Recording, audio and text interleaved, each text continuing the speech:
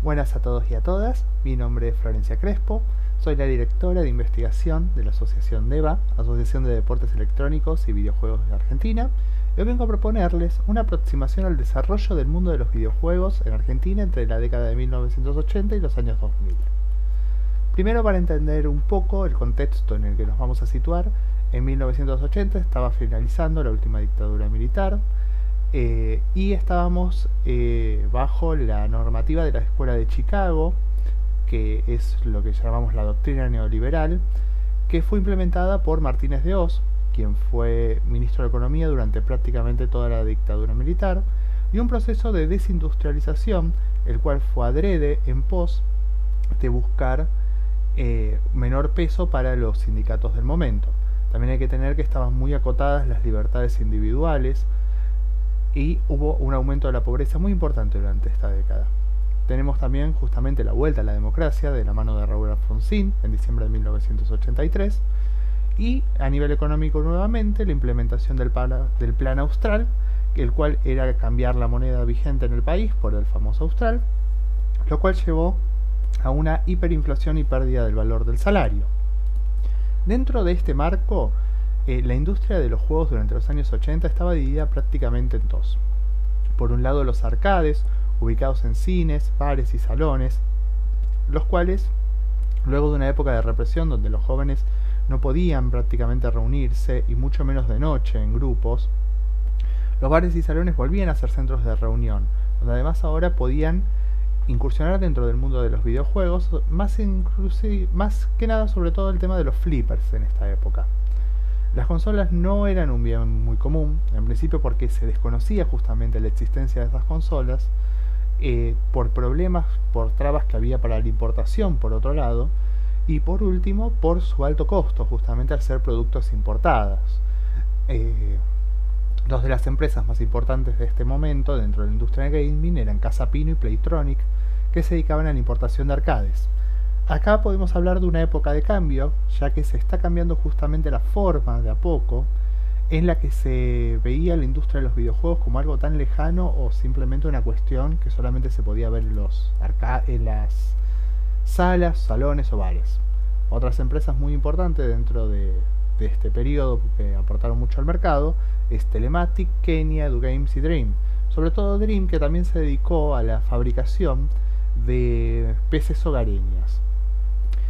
Estas que nombré recién son todas fábricas que hacían todas consolas y algunas también hacían juegos.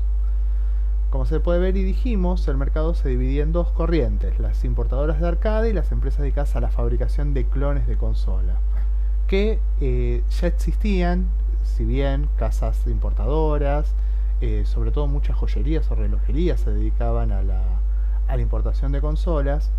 Era mucho más accesible poder acceder a estos clones a través de la piratería.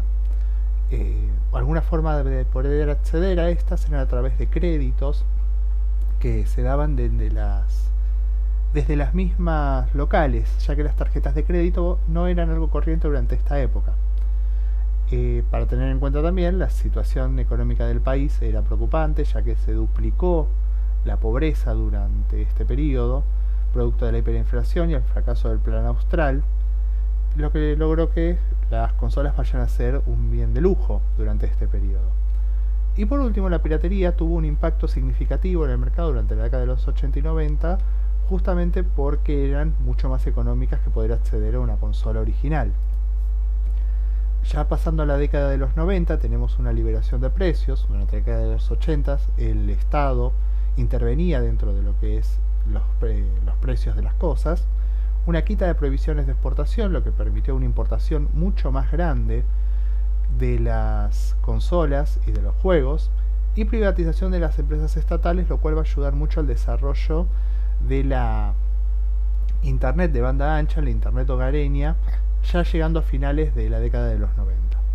Por otro lado, la ley de convertibilidad, que cambia el austral, que era la moneda vigente en el momento, para pasar a ser el peso argentino, el peso convertible, como se le decía, ayudó bastante también eso para poder acceder a consolas de una manera un poco más económica, por decirlo de alguna manera. y también se hace una masificación de las PC dentro de lo que es la clase media. las PCs hogareñas. La industria del gaming, por los años 90, aumenta la importación de consolas, si bien se siguen haciendo clones, es más común poder empezar a ver consolas originales. Hay un gran aumento en la variedad de juegos que ingresan al país de diferentes consolas. Se crean locales exclusivos, ahora sí, de videojuegos. Empiezan sobre todo en lo que es la zona de Capital Federal.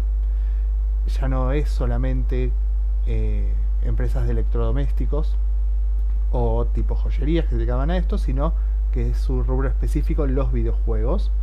Se empiezan a hacer más populares, ya existían en los 80, pero tienen su auge en los 90, las revistas especializadas de videojuegos, así como los programas de televisión. Tanto así que en 1997 sale al aire por primera vez Nivel X, que fue uno de los programas más importantes dedicados exclusivamente al mundo de los videojuegos y que marcó tranquilamente 3 generaciones. Empiezan a promocionarse consolas, shoppings, en locales tipo supermercados y también en locales de comida rápida para que las personas las usen gratis y puedan probarlas antes de decidir comprarlas o no. Y ya llegando al final de los 90 tenemos los inicios de los ciber.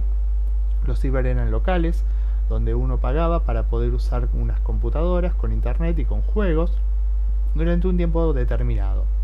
Este es un fenómeno muy importante no solamente para el mundo de los videojuegos, sino también para el mundo de la socialización de la juventud y de los adolescentes durante la década de los 2000. Por eso también acá ya hablamos de un cambio de época, una forma de reinterpretar al mundo del gaming a través de lo que va a venir. Acá lo que podemos ver es justamente una fachada de uno de esos cibers, donde se promocionaba una velocidad de internet de 512 kb, que en ese momento era bastante, y los juegos que tenían las máquinas, donde se puede ver también acá una revista promocionando en este caso la PlayStation 1, y por otro lado uno de los McDonald's justamente promocionando en este caso lo que era la Nintendo 64. Hay muchas empresas que se dedicaron mucho a este rubro ya en los 90. Algunas de las más importantes son Shopping Gate, Lo Monaco, Secto, Nippon Games, y muchas de estas siguen todavía hasta el día de hoy funcionando. Algunas han cambiado un poco de rubro, pero muchas de ellas siguen dedicándose exclusivamente al mundo de los videojuegos. Esta es una de las revistas de las que hablábamos. Action Games fue una de las primeras que se dedicó al mundo de los videojuegos. Top Kids, en este caso, que se daba por ATC, el programa Argentina Televisora Color, en la televisión pública, y tenía su revista que era bastante cotizada porque venía con muñecos de Mortal Kombat en ese momento. También se hacían a veces algunos torneos o competencias dentro del programa en vivo, en el que se hacía en ATC. Después tenemos Power Games, que fue del 92 al 94, y Nivel X, que es el que dijimos que marcó básicamente 3 generaciones de videojugadores. Después hay otros, como por ejemplo la hora de los juegos, que fue uno de los primeros, si no el primero, de 1984 a 1985, que se hizo en el actual Telefe, el viejo Canal 11, también era por la televisión pública, Cybernet, Microhobby, Superjuegos, Telejuegos. Por último, vamos, para comprender un poco lo que es la génesis de los eSports, los deportes electrónicos en Argentina, tenemos que ver cómo en los años 80 y los años 90 se estuvo moviendo el mundo de las competencias de videojuegos. El primer gran campeonato de videojuegos que se hizo en la Argentina fue en 1987, que fue el Gran Campeonato Nacional de los Videojuegos, que fue promocionado por la revista Top Kids y también por el programa, y se hizo nada más y nada menos que en el Teatro Ópera de Buenos Aires y contó con más de 2000 competidores.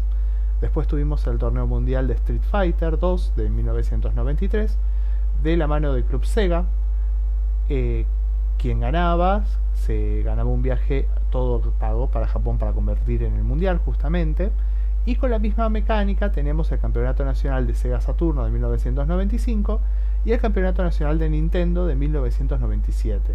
Ya algunos de estos empezaban a hacer en lo que eran los shoppings, que eran un lugar mucho más joven, por decirlo de alguna manera. Es importante tener en cuenta que durante este periodo los torneos de videojuegos no eran tan comunes como son hoy, no tenían la misma cobertura ni el mismo público, pero sin embargo se sentaron las bases para lo que es los eSports y los deportes electrónicos en este país. Y por último acá podemos ver algunas imágenes de cómo eran los lugares o cómo eran los torneos que se hacían. Desde ya, muchísimas gracias a todos y a todas por su tiempo. Gracias por dejarme participar. Un abrazo muy grande para el doctor Jiménez Alcázar. Y cualquier cosa, estoy en contacto para lo que necesiten. Muchísimas gracias a todos y a todas.